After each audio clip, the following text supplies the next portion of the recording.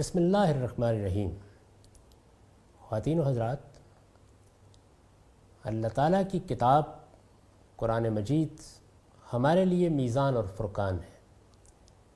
یہ اللہ کی نازل کی ہوئی ترازو ہے، کسوٹی ہے، یہی معیار ہے۔ حق و باطل کا فیصلہ اسی کی بنیاد پر کیا جاتا ہے۔ ہم جب اس کتاب کا مطالعہ کرتے ہیں تو ہمیں یہ بتایا جاتا ہے کہ اس میں وہ آیتیں بھی ہیں جو محکمات ہیں اور وہ بھی جو متشابہات ہیں، اور پھر یہ بات بھی بتائی جاتی ہے کہ محکمات ہی کے ساتھ اصل تعلق پیدا کرنا چاہیے، متشابہات کے درپے نہیں ہونا چاہیے۔ اس سے کیا مراد ہے؟ قرآن مجید نے یہ بات کہاں کہی ہے اور اس کے کس پہلو کو سمجھانا پیش نظر ہے؟ اس کے لیے ہم سورہ آل عمران کی 7ویں آیت کا مطالعہ کریں گے۔ ارشاد فرمایا ہے هو الذی انزل علیک الکتاب منہ آیات محکمات ہن ام الکتاب۔ وہی ذات ہے جس نے تم پر یہ کتاب نازل کی ہے، یعنی قرآن مجید نازل کیا ہے۔ منہ آیات محکمات، اس میں محکم آیات ہیں، یعنی وہ آیات جو بالکل ٹھیک طریقے سے دین کو بیان کرتی ہیں، اس کے احکام بیان کرتی ہیں، اس کے بنیادی مباحث کو واضح کرتی ہیں، اس کی حکمت کو لوگوں تک پہنچاتی ہیں۔ یہ سب کی سب محکمات ہیں، یعنی یہ وہ آیات ہیں کہ جو ہر لحاظ سے واضح ہیں، جن کے مصداق اور جن کی حقیقت سب کو انسان سمجھتا ہے اور پھر ان کے ذریعے سے ہدایت حاصل کرتا ہے۔ فرمایا ہن ام الکتاب، یہی کتاب کی بنیاد ہے، یعنی اس کتاب میں جو احکام دیے گئے ہیں، جو ہدایات دی گئی ہیں، جو حقائق واضح کیے گئے ہیں، وہ انہی آیات میں واضح کیے گئے ہیں۔ لہٰذا یہی وہ بنیاد ہے کہ جس کے اوپر ہر شخص کو قائم ہونا چاہیے۔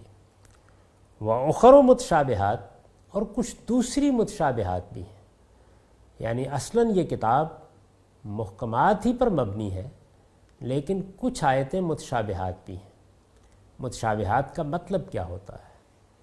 متشابہات کا مطلب یہ ہے کہ ایک چیز ہے جس کو ہم اس دنیا میں نہیں دیکھتے، اس کا کوئی تصور بھی قائم نہیں کر سکتے، وہ کسی نادیدہ عالم کی چیز ہے، ہمیں اس کو سمجھانا ہے، اس کا تصور دلانا ہے۔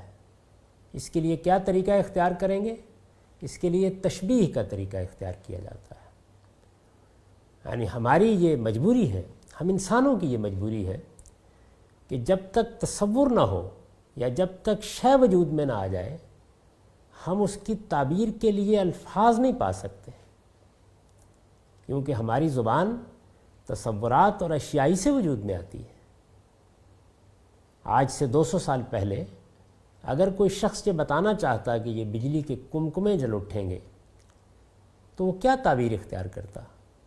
یہی کہتا کہ ایسے دیے جلیں گے جن میں تیل نہیں ڈالنا پڑے گا۔ یہ تشبیہ کا اسلوب ہے۔ قرآن مجید جن چیزوں پر ایمان لانے کی دعوت دیتا ہے ان میں ایک اہم ترین چیز قیامت کا تصور ہے، ایک نادیدہ عالم ہے۔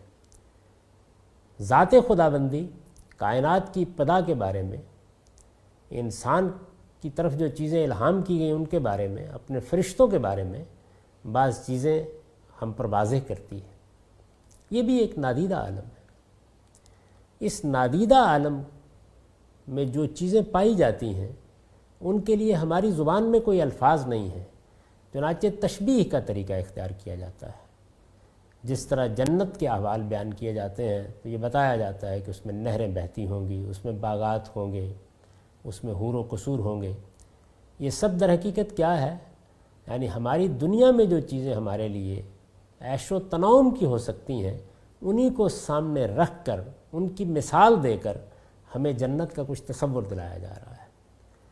ان آیتوں کو ہم خوب سمجھتے ہیں، ان کے معنی کو سمجھنے میں کوئی دقت نہیں ہوتی، لیکن ان کا مصداق کیا ہے، ان کی حقیقت کیا ہے، اس کو یہاں ہمارے لیے جاننا ممکن نہیں ہوتا۔